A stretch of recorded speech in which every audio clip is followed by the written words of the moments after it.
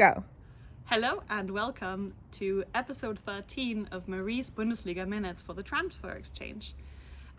We just finished with match day 32 and I am happy and sad to report that for the 9th time in a row, Bayern Munich have won the Bundesliga title. Ironically enough, it was their bitter rivals Borussia Dortmund who set them up for it this time. And this is because there's that typical starting time of, in Germany you call it 15:30, but that's just military time, of 3:30 p.m, the kickoff time for the majority of the Bundesliga games. And in that block featured today was the absolute top duel of Borussia Dortmund hosting RB Leipzig. And because Borussia Dortmund came out on top versus Leipzig, who are number 2 in the Bundesliga, it was after that game mathematically impossible for Leipzig to reach Bayern in the remaining 2 games because the margin between those 2 teams would have been too high.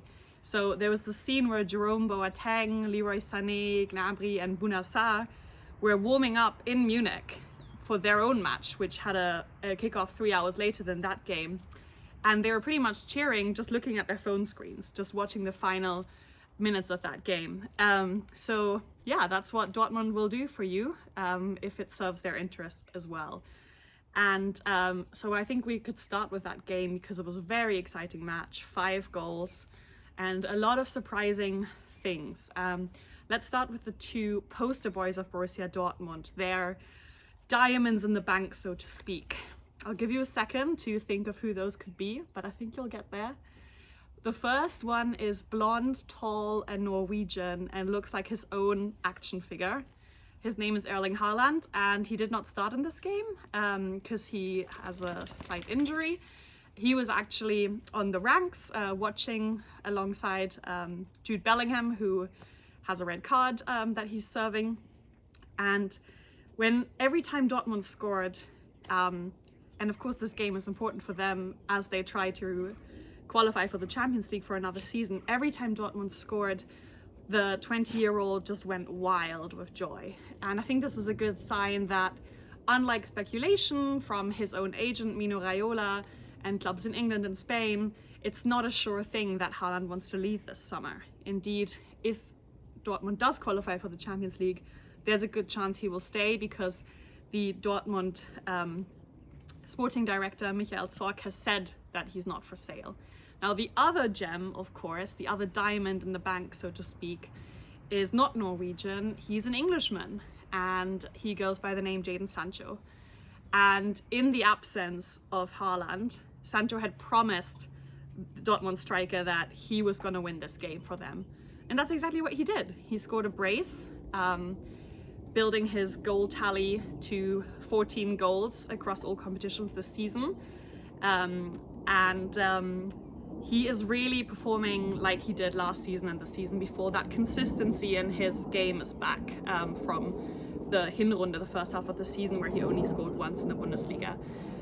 Sancho did very well in this game, kept his composure in the last minutes to score the winning goal against Leipzig. And in 35 games in the German Cup, the Bundesliga and the Champions League, he has now set up 18 goals and scored 14. And he's just, on the right wing, he's that player everyone wants to play around because he makes everyone look better. You can always pass the ball to him.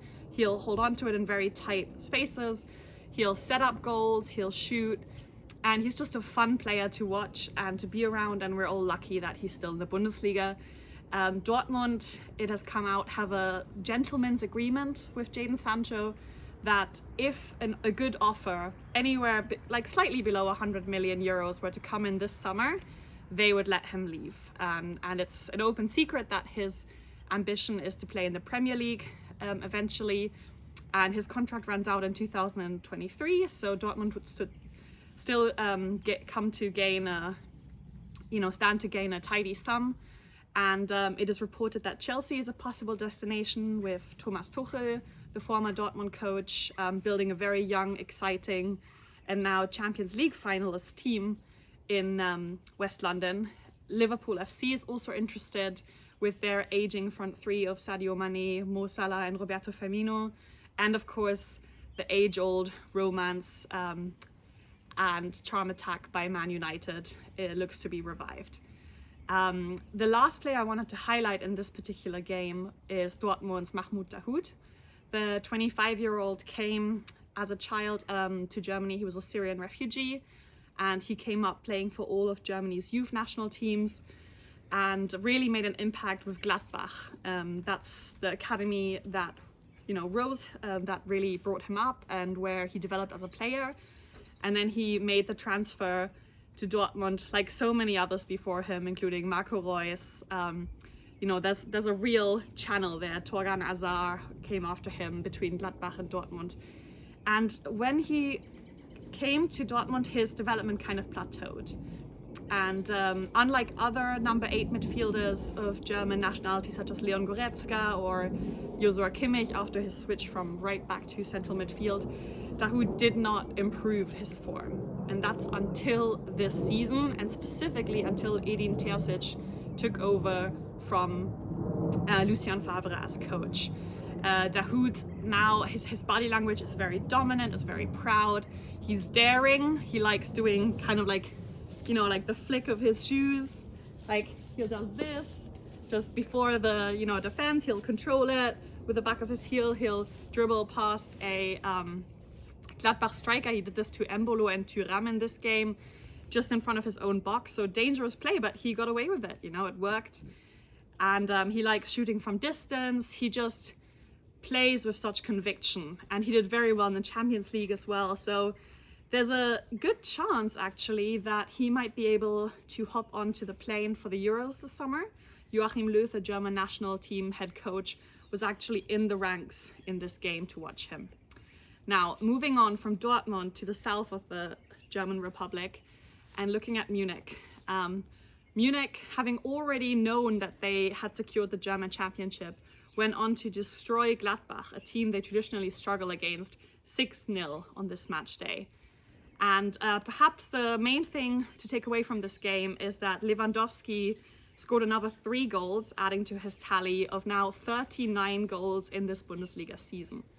The Polish striker is chasing Gerd Müller's record that was set almost 50 years ago of 40 goals in a Bundesliga season. And he's doing very well with that. So now he has 2 games remaining against Freiburg and Wolfsburg to either equalize or beat that record. And to beat it, he would need to score 2 goals or more. To equalize, of course, just the 1 more goal to reach a tally of 40 goals. Leroy Sané also scored for the first time in the Bundesliga for Bayern since January 8th, when he scored against Mainz. So that kind of dry spell in front of goal ended. He contributed the 6-0 in the last few minutes. So good news for him there. And really just, party time for Bayern Munich again. They wore red special jerseys with the number 9 to show that this was their 9th title in a row. So make of that what you will for the competitiveness of the league, but you have to respect Bayern for achieving that. And you have to respect Hansi Flick for leaving the club with another domestic title. Now, to end with, I wanted to say something important that happened throughout the week and that may have not gotten as much notice internationally. Jens Lehmann, who you may know as the legendary German goalkeeper, he was in goal at Germany's home World Cup in 2006 and helped Germany beat Argentina in the quarterfinals in the penalty kicks. He beat out Oliver Kahn in that game to really secure the number 1 position in a very heated rivalry, also personal rivalry between Kahn and Lehmann. He was in a Champions League final with Arsenal FC, where he famously kind of destroyed Arsenal's chances with a foul in the first 20 minutes. And he's just had a very illustrious career with Schalke, Dortmund. He scored a header after a corner kick for Schalke. So, you'll know him as the tall guy with the brown curly hair, very emotional. And he's stayed in the game after his playing career. Most recently, he was a technical advisor to Hertha, the Berlin club bought by financial investor Lars Winterhorst. They're trying to be a big city club like other European elites in London, Madrid, or Milan.